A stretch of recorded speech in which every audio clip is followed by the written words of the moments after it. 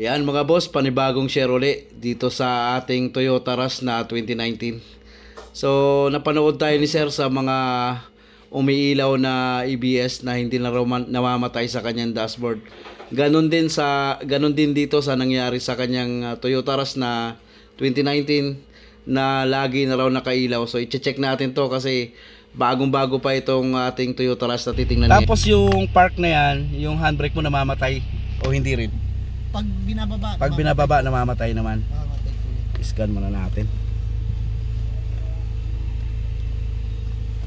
Hindi umaandar habang umilaw Naka-park tapos pag sir, kalasin ko lang tong ano mo ha. sige po. Dito tayo mag-i-scan sir eh. Ano lang yan sa ibabaw.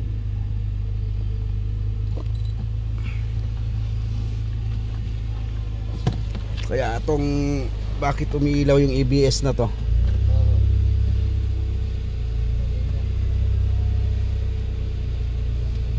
Okay lang kung umaandar hindi. Kung inangat-ngat na daga. Maraming daga sa karadahan. Gano'n? Nasa kali lang ako sir. Gilid ng bahay. Dito ay nagkwento na nga si boss dito sa nangyari sa kanyang Toyota Rush. So nagkaroon na tayo ng idea, pero kailangan pa rin nating i-scan mga bossing para matumbok talaga natin kung saan banda may pinutol na wire or sira talaga yung sensor. Ayan, inumpisahan na nating i-scan para pag i-scan ay doon kagad natin tutumbukin yung ituturo niyang code. Ayan, tingnan nyo mga boss kung anong code ang ibabato nito. Ito na yung code na lumabas sa Toyota Rush na umiilaw ng ABS. Sa front right, with open wire shorted. Maaaring ang pinutol to sir. Sa front right natin. Ayan, titingnan natin to. Parang daga Oo, parang daga. Mabuti yan lang, hindi mga electrical sa loob. Oo, Kasi mahirap pag electrical sir.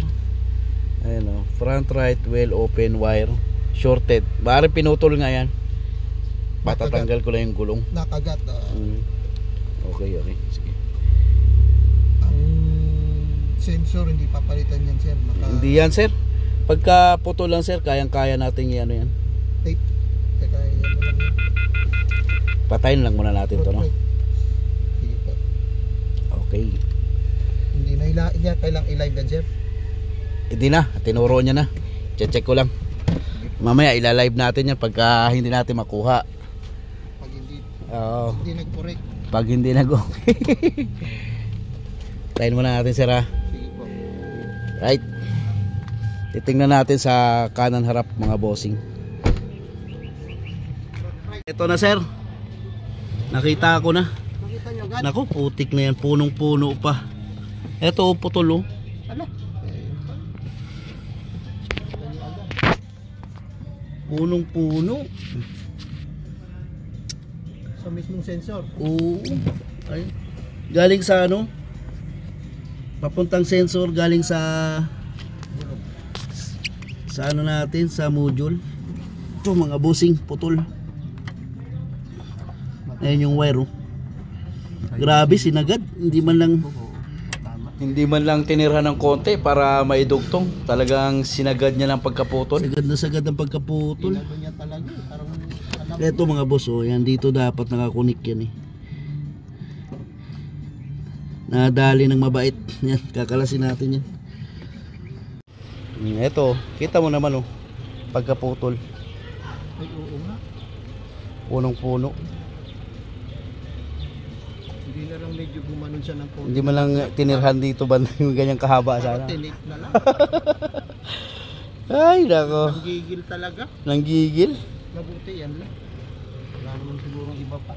Wala naman, ito lang naman tinuturo sa scanner natin sir. Puro dumi nga nila doon.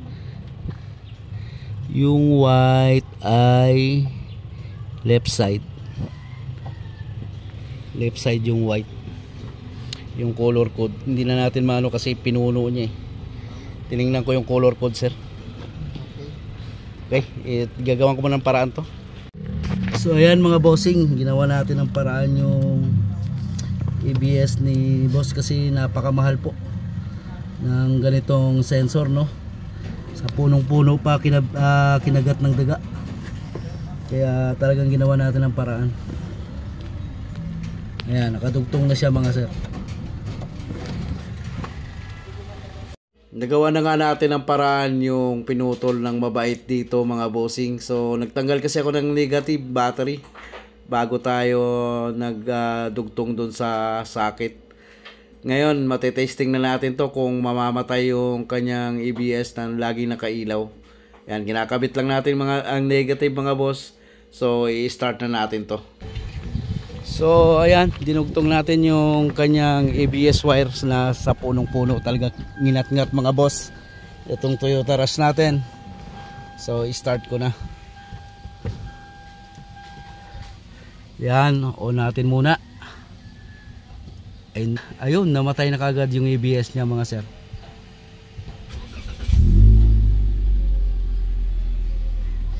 Baba natin yung brake. Alright. Sir, paano ba yan? Nawala na yung ABS mo. Ay, nawala na. Ay, nawala nga. Okay, yun lang.